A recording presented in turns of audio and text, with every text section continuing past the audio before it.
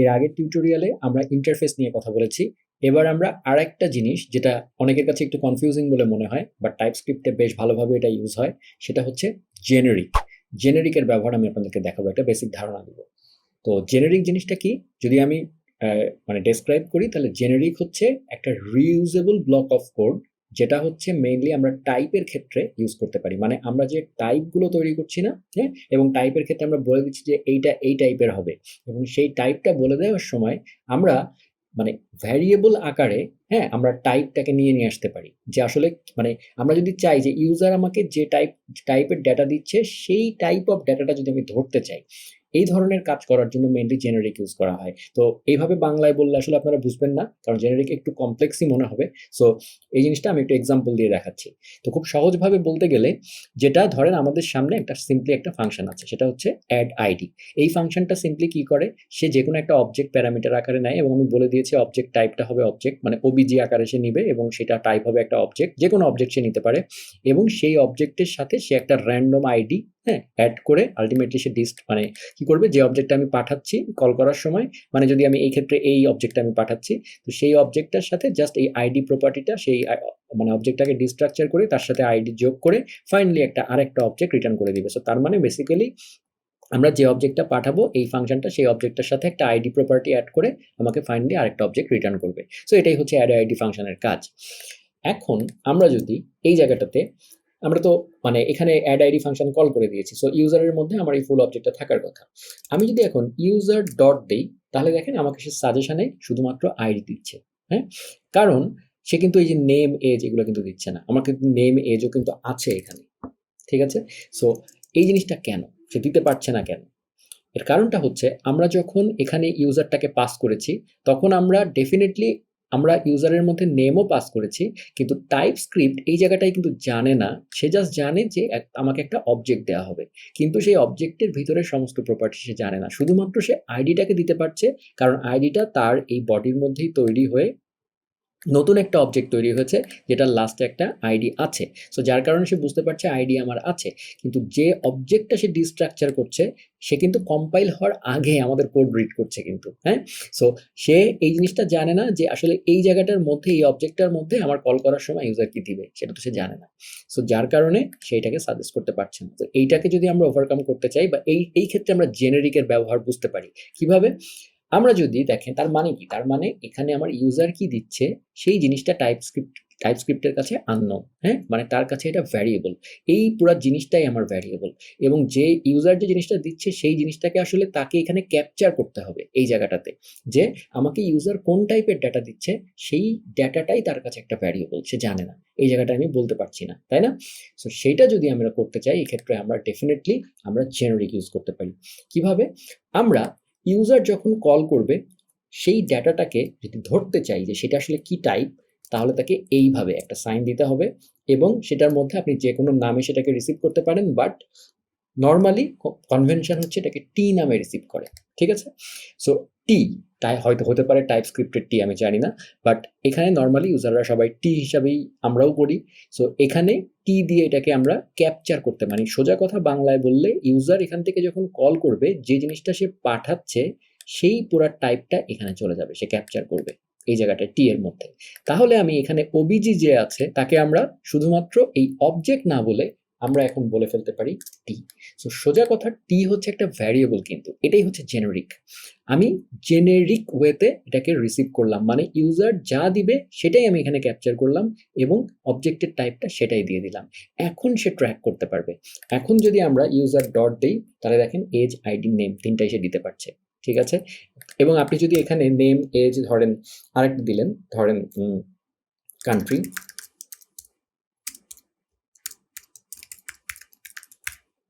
এটা। সো আপনি যদি এখন ইউজার ডট দেন, সে কান্ট্রিও বুঝতে পারবে, ঠিক আছে। সো আপনি, তার মানে কি, তার মানে সে এখন একটা কানেকশন তৈরি করেছে, এবং এই টি এর মধ্যে, এই জেনেরিকের মধ্যে, সে আসলে জেনেরিক ওয়েতে আমার এই ডাটাটা রিসিভ করে আমার টাইপটাকে জেনেরিক ওয়েতে রিসিভ করেছে, টাইপ, হ্যাঁ। সো এই টাইপটাকে আবার আমি এটার মধ্যে টাইপ হিসাবে, অবজেক্টের টাইপ হিসাবে বলে দিতে পারছি। সো সোজা কথায় হচ্ছে, আমরা জেনেরিক ওয়েতে টাইপ রিসিভ করতে পারি ভ্যারিয়েবলের মতো। হ্যাঁ, টাইপকে আমরা রিসিভ করতে পারি এবং সেই টাইপটা আমরা এখানে দিয়ে দিতে পারি। এখন এটা করতে গিয়ে একটা প্রবলেম আছে। আমি কিন্তু বলছি হোয়াট এভার ইউজার এখানে পাঠাবে সেটাই। সো আমি যদি এটাকে এখন কমেন্ট করি এবং আমি যদি এখন let user is equal to ধরেন এখানে একটা মাশরাফি, ধরেন এখানে একটা স্ট্রিং পাঠালাম, ঠিক আছে? তাহলেও কিন্তু সে কোনো প্রবলেম করছে না, কারণ যখনই আমি এটা পাঠাচ্ছি তার মানে সে এই মাশরাফি যে টাইপ মানে স্ট্রিং সেটা এই টি এর মধ্যে ক্যাপচার করেছে এবং এই ওবিজি টাইপ সে করে দিয়েছে স্ট্রিং। কিন্তু এখানে কোনো এরর পাবো না আমরা, কারণ আমরা জানি স্ট্রিংকেও আসলে এরকম ডিস্ট্রাকচার করা যায়। সো যার কারণে এখানে মানে সোজা কথা আমরা তো চাচ্ছিলাম অবজেক্ট, কিন্তু চলে গেছে কিন্তু স্ট্রিং। হ্যাঁ, সো এই ওবিজি কিন্তু আসলে একটা স্ট্রিং হিসাবে চলে গেছে এখন। সো এই টাইপ এটার টাইপটাও সেট হয়ে গেছে এখন স্ট্রিং। সো যেটা আমরা আসলে চাচ্ছি না। সো সেটাকে আমরা সলিউশন করতে পারি কিভাবে? আমরা এই যে ক্যাপচার করেছিলাম না যে জিনিসটা, সেটা তো আমরা জেনারিক ওয়েতে ক্যাপচার করেছিলাম। আমরা বলে দিতে পারি যে এই টিটা এক্সটেন্ডস অবজেক্ট, মানে হচ্ছে আমরা বলতে পারি যে যেটা আমি ক্যাপচার করব সেটাকে মাস্ট অবজেক্টকে এক্সটেন্ড করতে হবে, অবজেক্ট টাইপটাকে এক্সটেন্ড করতে হবে, ঠিক আছে? তাহলে এটা যদি আমি এখন বলে দিই তাহলে এবং এক্সটেন্ড মানে অবজেক্ট টাইপকে এক্সটেন্ড করতে হবে এবং এখানে মানে সেই জিনিসটাই সে পাবে। সো এটা যখন আমি বলে দিব তখন কিন্তু যদি আমি এই জিনিসটা পাস করি অ্যাড আইডি, এটা যদি আমি এখন এখানে কল করতে চাই, সো এখানে আমি যদি এখন এই ইউজারকে পাঠাই তাহলে এই দেখেন এরর দিচ্ছে, বলছে argument of type string is not assignable to parameter of type object. কারণ এখানে এখন সে জানে যে যে জিনিসটা সে আসবে সেটা হোয়াট এভার হোক, কিন্তু সেই জিনিসটা কিন্তু আমরা কোনোভাবেই অবজেক্ট ছাড়া অন্য কিছু পাঠাতে পারবো না। ওকে, এখন যদি আমি অবজেক্টেরও একটা স্ট্রাকচার দিতে চাই তাহলে এই অবজেক্টকে এভাবে না বলে আমরা এভাবেও বলতে পারি। যেভাবে আমরা টাইপ এর আগে শিখেছি যে এটার অবশ্যই একটা অবজেক্ট দিবে এবং এটার অবশ্যই একটা নেম প্রপার্টি থাকবে এবং সেই নেমটা অবশ্যই একটা স্ট্রিং হবে এবং এটা এজ একটা থাকবে, সেটা অবশ্যই নাম্বার হবে, ঠিক আছে? এটা যদি আমরা এখন বলে দেই তাহলেও দেখেন এই যে এখন এটা আমার এখানে যদি আমি যাই এটাকে আমি আগে এটাকে মুছে দিলাম, এটা তো প্রথমে এরর দিবেই। সো আমি এটাকে মুছে দিয়ে আমি এটাকে আবার ব্যাক আনলাম, যেই দিলাম এখন ঠিক হয়ে গেল। এবং এখানে যেহেতু নেম এজ বলেছি কান্ট্রিটাও সে অ্যাকসেপ্ট করছে, কারণ ওই যে এখানেও সেই রেফারেন্সের ব্যাপার, কারণ আমি এখানে যেহেতু ইউজারকে পাঠিয়েছি সো যার কারণে সে কিন্তু এই ব্যাপারটায় আপনাকে রিল্যাক্সেশন দিবে যে ঠিক আছে আমার এইটুকু ম্যাচ করলেই চলবে, তুমি এক্সট্রা দিতে পারো, কারণ আমি তো আসলে অ্যাকসেপ্ট করছি ভ্যারিয়েবল আকারে জেনারিক ওয়েতে। সো এই জায়গাটাতে কান্ট্রি এক্সট্রা দিলে প্রবলেম নাই, কিন্তু অ্যাটলিস্ট নেম আর এজ আপনাকে দিতেই হবে। আপনি আসলে ওইটা কিন্তু ভেরিফাই করে ফেললেন, মানে যেটা আপনি নিচ্ছেন সেটাকে আপনি এক্সটেন্ড করে আপনার পছন্দের মতো আবার তার মধ্যে আবার বলে দিতে পারেন যে ঠিক আছে আমি তোমাকে যা খুশি তুমি দাও, কিন্তু সেটারও একটা ফরম্যাট থাকবে, সেটা হচ্ছে এটা, ঠিক আছে? এবারে আমরা ইন্টারফেসের ক্ষেত্রে জেনেরিকের ব্যবহারটা কুইকলি দেখে ফেলবো। তো সেইটার জন্য আমি যেটা করছি, যেটুকু ছিল এটুকু আমি মুছে দিলাম। সো আমি ধরে নেই আমরা এর আগে যেহেতু ইন্টারফেস জানি, আমি খুব দ্রুত একটা ইন্টারফেস লিখে ফেলছি। ধরে নেই যে আমার একটা ইন্টারফেস আছে, ধরে নেই সেটা হচ্ছে এপিআই রেসপন্স। আমরা যে সার্ভার থেকে যে এপিআই রেসপন্স পাই, ধরেন এটা এরকমই একটা ইন্টারফেস। তো এপিআই রেসপন্স যেটা থাকবে সেটার একটা ইন্টারফেস বানাচ্ছি আমি। তো সেখানে একটা ধরেন স্ট্যাটাস কোড বলে একটা জিনিস থাকবে, হ্যাঁ, সেটা অবশ্যই একটা নাম্বার হবে। তো আমি সেটার ইন্টারফেস দিলাম এটা। তারপরে হচ্ছে যে সেটার একটা কি বলবো, সেটার হচ্ছে যেহেতু মানে এটা রেসপন্স, সো ডেফিনেটলি ওইটার একটা টাইপ থাকতে পারে, ধরলাম টাইপ, হ্যাঁ, সেটা হচ্ছে ধরেন স্ট্রিং। আর আরেকটা ধরেন দিলাম একটা ডেটা, রেসপন্সের সাথে আমার একটা ডেটা আসবে। তো সেই ডেটাটা আমি জানি না ডেটাটা কি আসবে, রাইট? সো আমি আপাতত ধরে নিলাম ডেটাটা একটা অবজেক্টই আসবে। এখন এখানে আমি ধরেন একটা কনস্ট্যান্ট ধরেন রেসপন্স 1 নামে আমি একটা ইয়ে নিচ্ছি, কনস্ট্যান্ট নিচ্ছি এবং আমি চাচ্ছি যে সেইটা আমার ওই ইন্টারফেসটাকে ইমপ্লিমেন্ট করবে। আমরা জানি যে ইন্টারফেস দিয়ে আমরা অবজেক্টের যে স্ট্রাকচারটা সেটাকে আমরা সাজাতে পারি, হ্যাঁ, মানে স্ট্রাকচার করতে পারি। তো আমরা রেসপন্সটাকে আমরা বলবো যে সেটা হচ্ছে এপিআই রেসপন্স টাইপ, হ্যাঁ, এবং সেই এপিআই রেসপন্স টাইপ বলার পরে তারপরে আমি সিম্পলি এটার সাথে আবার একটা একবারে অ্যাসাইনও করে দিচ্ছি। তো সেখানে আমি ধরেন বলে দিচ্ছি যেহেতু স্ট্যাটাস, সো আমি বলে দিচ্ছি স্ট্যাটাস এই প্রপার্টিটা হচ্ছে ধরেন 200, আমি 200 পেয়েছি রেসপন্স। তারপরে আমি টাইপ পেয়েছি ধরেন কিছু একটা ধরেন ধরলাম গুড। আচ্ছা, আর ডেটা, এই ডেটাটা ধরেন আমি পেয়েছি একটা অবজেক্ট এবং সেটা আমি পেয়েছি ধরেন নেম। তো নেমের মধ্যে ধরেন কিছু একটা পেয়েছি টেস্ট, হ্যাঁ, এবং ধরেন আরেকটা কিছু পেয়েছি সামথিং, সেটা আমি পেয়েছি ধরেন একটা নাম্বার। ওকে, সো আমরা একটা জাস্ট একটা নিলাম আর কি। সো এটা যেহেতু এই ইন্টারফেসের সাথে ম্যাচ করছে, সো কোনো প্রবলেম হয়নি, কোনো এরর টেরর আমার নাই, এভরিথিং ইজ ফাইন। কিন্তু এমন যদি কেসটা হয় যে আমার এই যে ডেটাটা যেটা আছে, আমি কিন্তু এখানে অবজেক্ট পাঠিয়েছি, কিন্তু রেসপন্স কি আসবে তা কিন্তু আমরা জানি না। রেসপন্স কিন্তু এনিথিং আসতে পারে, ইনফ্যাক্ট স্ট্রিংও আসতে পারে।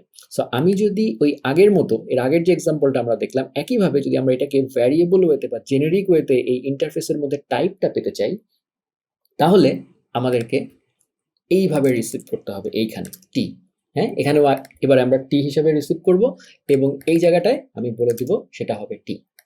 ঠিক আছে?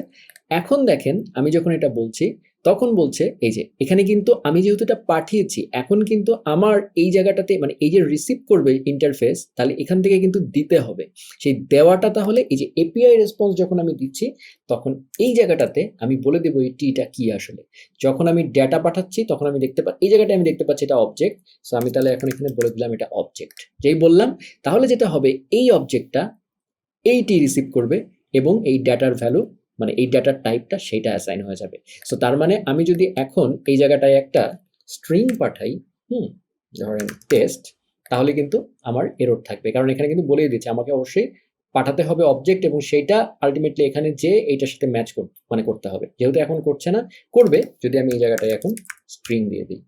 ক্লিয়ার?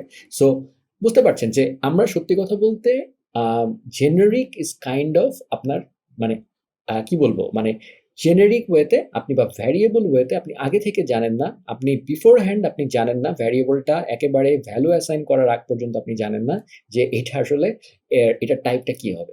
সো আপনি সেই টাইপটাকে ডাইনামিক্যালি ক্যাপচার করতে পারেন। হ্যাঁ, ক্যাপচার করে তারপরে সেইটা চালাচালি করতে পারেন, সেটা আদান প্রদান করতে পারেন। হ্যাঁ, এবং এখানেও অন্যান্য এই যে টিটা যেটা আমি রিসিভ করেছি, এখানে আমি স্ট্রিং বলেছি। হ্যাঁ, এখানে স্ট্রিং না বলে আমি যে কোনো কিছু পাঠাতে পারি, সেটা তো হতেই পারে। হ্যাঁ, তারপরে আমরা সেটাকে এর আগে যেরকম আমরা একটা সেটার মধ্যে আবার মানে এই যে স্ট্রিংটা যেটা আমি পাচ্ছি সেই বা অবজেক্ট যদি আমি দিই, সেই অবজেক্টটার প্যাটার্ন কি হবে সেটাও আমি বলে দিতে পারছি।